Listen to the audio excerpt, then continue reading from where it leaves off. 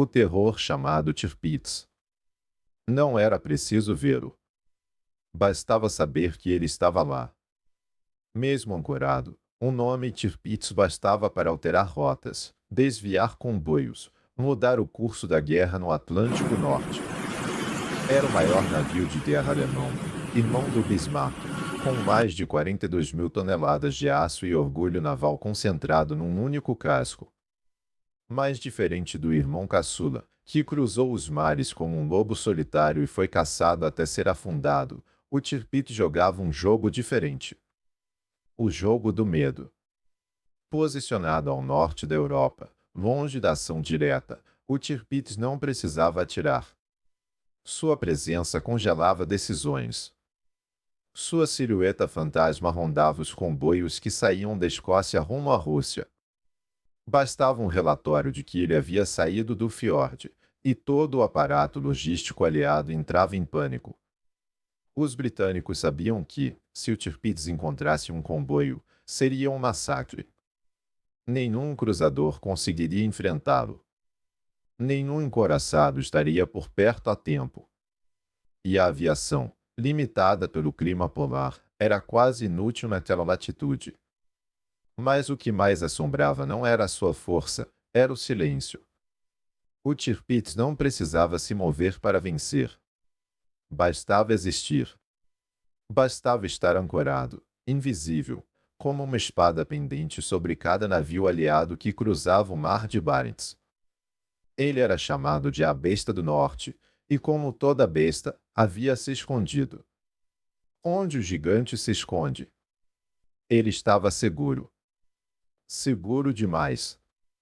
Depois de uma série de ataques fracassados, o alto comando alemão decidiu proteger o Tirpitz como se fosse uma relíquia. Em 1942, deslocaram o encouraçado para um lugar onde, teoricamente, nenhum inimigo jamais conseguiria alcançá-lo. Carrefour.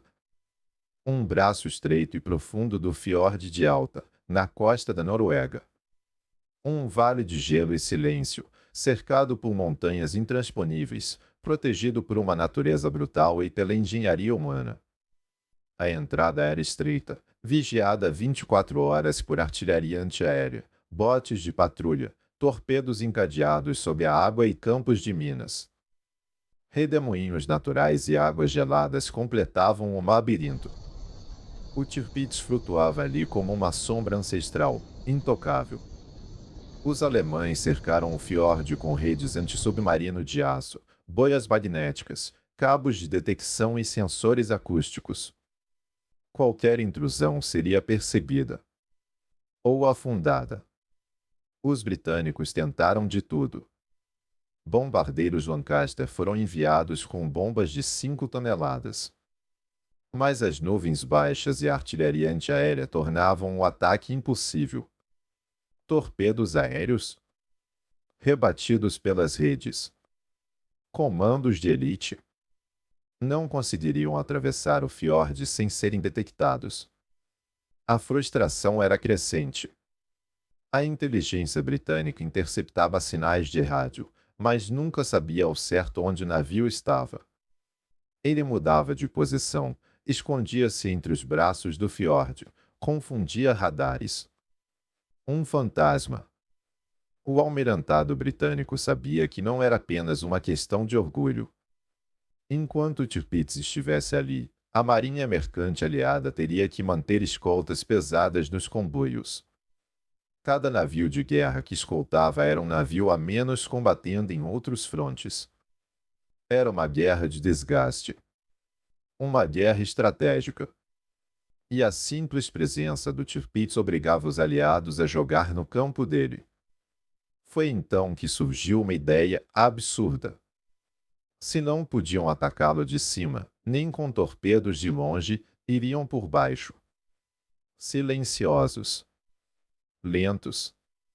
Invisíveis. Não com destroyers. Não com aviões. Mas com homens e máquinas minúsculas. Os mimes submarinos e os homens dentro deles.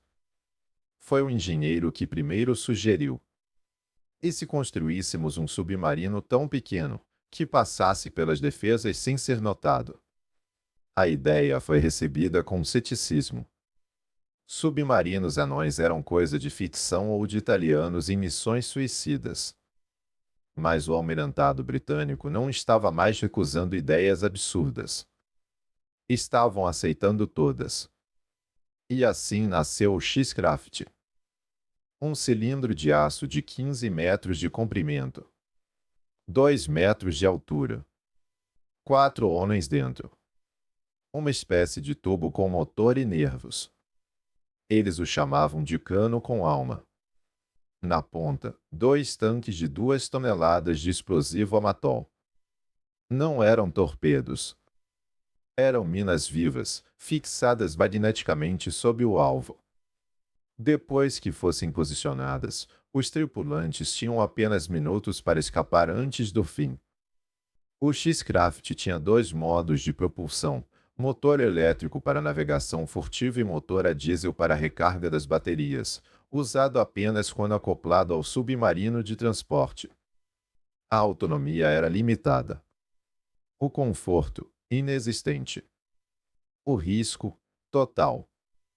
Mas o mais impressionante não era a máquina. Eram os homens. Comandantes jovens, quase todos com menos de 25 anos. Engenheiros navais que sabiam que qualquer falha nos sistemas de oxigênio, direção ou propulsão significava a morte. Mergulhadores treinados para sair da escotilha embaixo d'água, cortar redes de aço com as mãos e voltar sem serem vistos. Técnicos que decoravam cada som do casco, cada vibração do motor, como quem aprende a linguagem de um animal selvagem. Eles treinaram por meses em águas escocesas, em silêncio absoluto, simulando ataques contra navios reais. Criaram réplicas do Tirpitz em tamanho reduzido. Estudaram cartas náuticas como quem decora um poema de guerra. Dormiam no chão do submarino, entre válvulas e cabos, porque não havia beliches. Comiam comida fria. Não falavam sobre volta. Só sobre missão.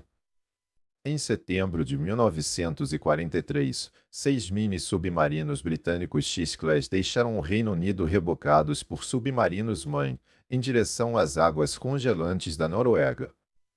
A missão: penetrar no fiord onde o Tirpitz se escondia e destruí-lo por dentro, com explosivos colocados sob seu casco. Era a Operação Source. Era quase impossível. Mas era a única chance. A viagem foi traiçoeira desde o início. O X-9 se partiu ao meio durante o rebote. Todos os tripulantes morreram. O X-8 apresentou vazamentos e foi deliberadamente afundado antes de se aproximar do alvo.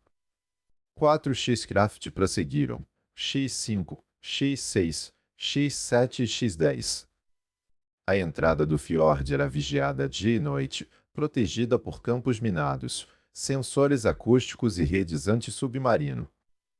Cada X-Craft tinha que parar, em pleno fundo do mar, e liberar um mergulhador. Era ele quem, com ferramentas manuais, cortava seções da rede, no escuro, sob a pressão da água, sem fazer barulho.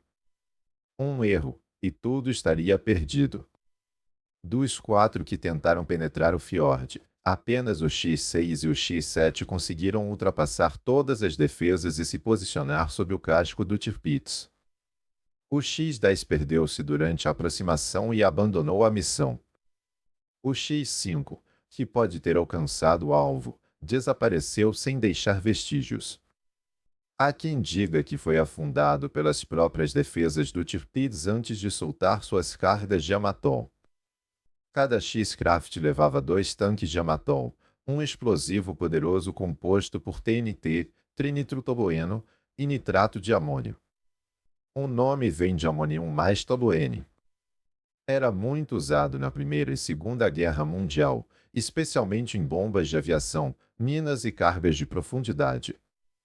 Combinava o poder do TNT com o baixo custo e alta energia do nitrato de amônio.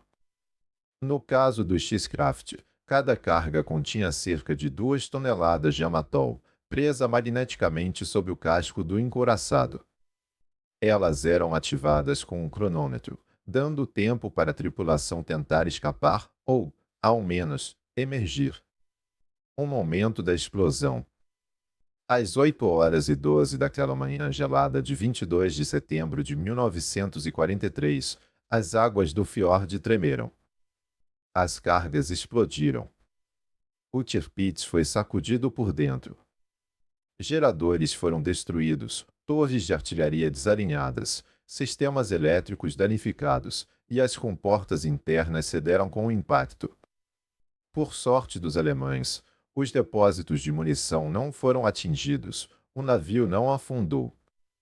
Mas ficou fora de combate por meses e jamais voltou a operar com eficiência total. As tripulações do X-6 e X-7 foram capturadas.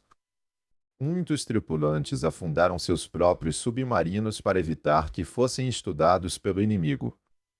Cameron e Place, comandantes das duas embarcações que atingiram o objetivo, foram condecorados com a Victoria Cross, a maior honraria militar britânica.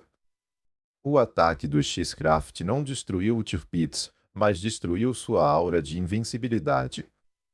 Mostrou ao mundo que nem o aço mais grosso, nem a montanha mais remota, nem o fiord mais vigiado estava a salvo da engenhosidade humana. E que, às vezes, 4 homens e um tubo de aço podem mudar o rumo de uma guerra. O Tirpitz não foi afundado pelos mini-submarinos. Mas foi ali, naquele fiord congelado, que sua lenda começou a ruir. Meses depois, após novos ataques aéreos britânicos, o encouraçado foi finalmente destruído em 12 de novembro de 1944 por bombas especiais lançadas por bombardeiros Lancaster da RAF durante a Operação KTX. A embarcação virou de lado e afundou em águas rasas, levando consigo mais de 900 tripulantes. O maior navio de guerra alemão jamais enfrentou um inimigo em combate direto, mas foi vencido por engenhosidade, persistência e pela ideia de que nenhum colosso é invulnerável para sempre.